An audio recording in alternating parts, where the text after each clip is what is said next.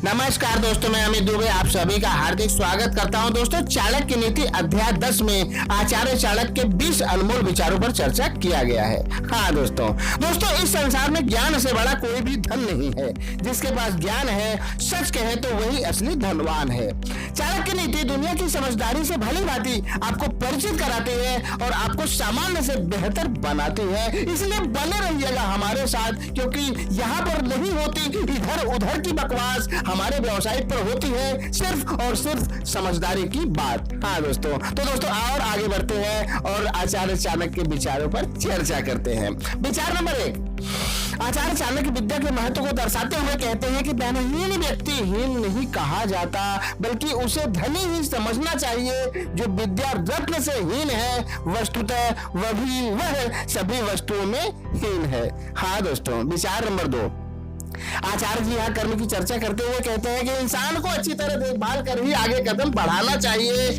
पानी को छान कर ही पीना चाहिए। शास्त्रों के अनुसार ही बात कहनी चाहिए। जिस काम को करने में मन आज्ञा दे वही करना चाहिए। विचार नंबर 3, आचार्य जी कहते हैं कि यदि जीवन में बहुत सुखों की इच्छा है तो विद्या का त्याग कर दो, और यदि विद्या की इच्छा है तो सुखों का त्याग कर दो, क्योंकि सुख चाहने वालों को विद्या कहा और विद्या चाहने वालों को सुख कहा। विचार नंबर 4, आचार्य जी का कहना है कि कभी अपनी कल्पना शक्ति सूर्य से भी कभी अपनी कल्पना शक्ति से सूर्य से भी आगे पहुंच जाते हैं। स्त्रियां हर अच्छा बुरा काम कर सकती हैं। शराबी नशे में कुछ भी बक सकता है और कौवा गंदी से गंदी चीज भी खा सकता है।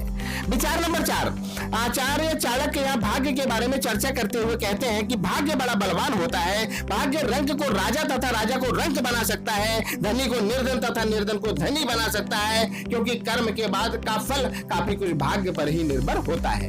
विचार नंबर 6, चाणक्य पंडित कहते हैं कि लोभी व्यक्तियों के लिए भीख, चंदा तथा दान मांगने वाले व्यक्ति शत्रु रूप होते हैं, क्योंकि मांगने वाले को देने के लिए उन्हें अपनी गांठ के धन को छोड़ना पड़ता है। इसी प्रकार मूर्ख व्यक्ति को भी समझाने बुझाने वाला व्यक्ति अपना दुश्मन लगता है, क्योंकि वह उनकी मूर्खता का समर्थन नहीं करता।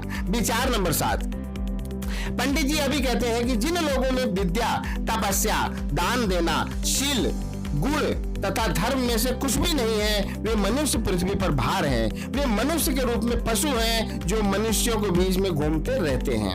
विचार नंबर 8, पंडित जी ने यह भी कहा है कि जो लोग अंदर से खोखले हैं और उनके अंदर समझने की शक्ति नहीं है, ऐसे लोगों को उपदेश देने का कोई लाभ नहीं, क्योंकि वे बेचारे समझने की शक्ति के अभाव के कारण शायद चाहते हुए भी कुछ नहीं समझ पाते। हाँ दोस्तों, विचार नंबर 9, चाणक्य कहते हैं कि जो लोग शस्त्र को समझने की बुद्धि नहीं रखते, जो लोग शास्त्र को समझने की बुद्धि नहीं रखते, जो लोग शास्त्र को समझने की बुद्धि नहीं रखते, शास्त्र उनका कैसे और क्या कल्याण कर सकता है।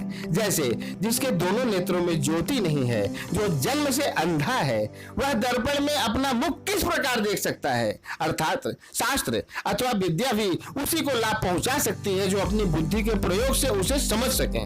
विचार नंबर 10, चाणक्य यह भी कहते हैं कि जैसे मल का त्याग करने वाली इंद्री को चाहे जितनी बार भी स्वच्छ किया जाए, साबुन पानी से सैकड़ों बार धोया जाए, फिर भी वह स्पर्श करने योग्य नहीं बन पाती, उसी प्रकार दुर्जन को समझाना बुझाना व्यर्थ ही होता है, वह सज्जन नहीं बन सकता। हाँ दोस्तों, विचार नंबर 11, आचार्य जी ने कहा है कि साधुओं महात्माओं से शत्रुता करने पर मृत्यु होती है। शत्रु से देश करने पर धन का नाश होता है। राजा से देश या शत्रुता करने पर सर्वनाश हो जाता है, और ब्राह्मण से देश करने पर कुल का नाश होता है।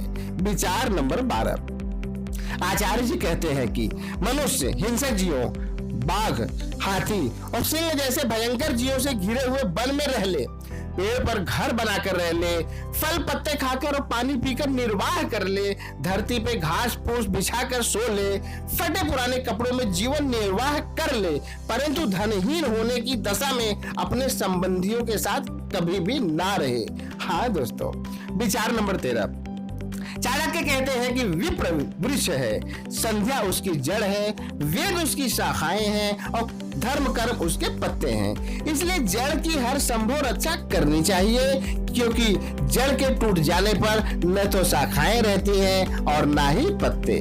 विचार नंबर 14, चाणक्य नीति कहती है कि जिस मनुष्य की मां लक्ष्मी समान है, पिता विष्णु के समान है और भाई बंधु विष्णु के भक्त हैं, उसके लिए अपना घर ही तीनों लोगों के समान है।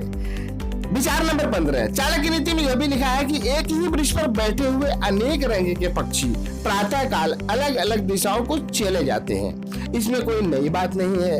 उसी प्रकार परिवार के सभी सदस्य परिवार रूपी वृक्ष पर आ बैठते हैं और समय आने पर चल देते हैं। इसमें दुख या निराशा क्यों, जो आया है आखिर वह तो एक दिन जाएगा ही। हाँ दोस्तों, विचार नंबर 16, आचार्य जी का कहना है कि जिस व्यक्ति के पास बुद्धि होती है बल भी उसी के पास होता है। बुद्धिहीन का तो बल भी निरर्थक है, क्योंकि बुद्धि के बल पर ही वह उसका प्रयोग कर सकता है, अन्यथा नहीं। विचार नंबर 17, आचार्य जी ने यह भी कहा है कि मुझे अपने जीवन में कोई चिंता नहीं है। क्या मुझे अपने जीवन की कोई चिंता नहीं, क्योंकि भगवान को विश्व का पालन पोषण करने वाला कहा जाता है। सत्य ही है, क्योंकि बच्चे के जन्म से पहले ही माँ के स्तनों में दूध आ जाता है। ये ईश्वर की ही माया है। इस सब का विचार करते हुए हे भगवान, मैं दिन रात आपका ही ध्यान करता रहता हुआ समय बिताता हूँ। विचार नंबर 18, पंडित चाणक्य कहते हैं कि संस्कृत भाषा का विशेष ज्ञान होने पर भी मैं अन्य भाषाओं को सीखना चाहता हूँ। स्वर्ग में देवताओं के पास पीने को अमृत होता है, फिर भी वे अप्सराओं के अधरों का रस पीना चाहते हैं। विचार नंबर 19, पंडित जी यहाँ पर शक्ति की चर्चा करते हुए कहते हैं कि साधारण अनाज से आटे में 10 गुनी शक्ति है, आटे से 10 गुनी शक्ति दूध में है, दूध से भी 10 गुनी अधिक शक्ति मांस में है, तथा मांस से भी 10 गुनी शक्ति घी में है। विचार नंबर 20, आचार्य पंडित चाणक्य के अनुसार शोक से रोग बढ़ते हैं, दूध से शरीर बढ़ता है, घी से वीर बढ़ता है और मांस से मांस बढ़ता है। हाँ दोस्तों आशा करता हूँ कि चाणक्य पंडित की बातें आपके दिमाग में कुछ न कुछ खलबली अवश्य मचाएंगे और इसके कारण भविष्य में आप अपने आप को वर्तमान से बेहतर पाएंगे। तो दोस्तों, इस वीडियो में हम यहीं पर रुकेंगे, क्योंकि समय बहुत कम है। आपके लिए भी समय कीमती है, हमारे लिए भी समय कीमती है, और आपने अपना कीमती समय जो हमारे वीडियो को देखने में लगाया है, इसके लिए हम और हमारी टीम आपका तहे दिल से आभार प्रकट करते हैं। अगली वीडियो में हम फिर मिलेंगे, तब तक के लिए जय हिंद, जय भारत।